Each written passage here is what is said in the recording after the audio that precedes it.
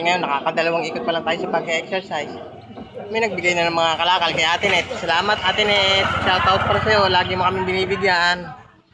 Kalakal. Ito yung mga kalakal na kuha ko. Ayan o. Mga karton. Bote. Ayan, mga balde sira. Ayan, si Yuki, kinakalakal ko na. Ayan, lagi kami binibigyan nun. Suki namin sa kalakal yun. Ate Net. Bali, ang gagawin ko na lang, exercise na lang. Mag-iikot pa ako ng mga 2 ikot. Maaga pa naman eh. Wala pang alas 7. Exercise tuloy. Kung may magbibigay, di kunin ulit. Siya lang. Magpasalamat na lang ulit. Marami na kami naiipon. Mga 1 buwan na yung naiipon namin eh. Pero yung mga ibang nakakalakal namin, binibenta namin para may pambili ng ulam, pambiling bigas, o kung pambili ng kung ano-ano.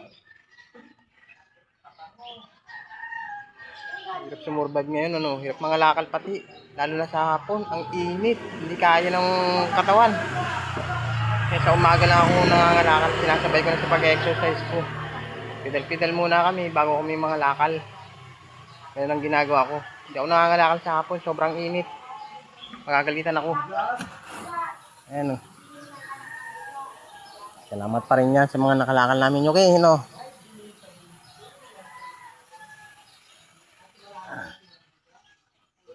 Kalakal namin. Okay. So, kahit pa paano meron tayo. Hindi tayo nawawalan. Pasalamat tayo sa mga tao lagi nagbibigay. Ang blessing. Nagpapawisan pa at pagod. Tara, iuwi na natin yan. Dali natin ito kay tatay. Si tatay na bahalang maghakot niyan. Ako mag-exercise tuloy pa rin.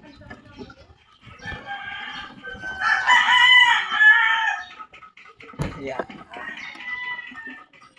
Pag masyado marami laman, ang bigat pidalan.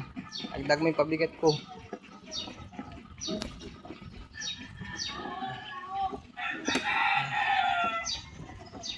Okay. Wala dito si tatay. Ay, ayun. Okay. Ito na tayo sa cluster namin.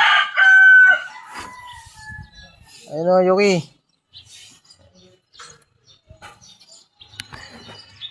Mamaya naman. Salamat.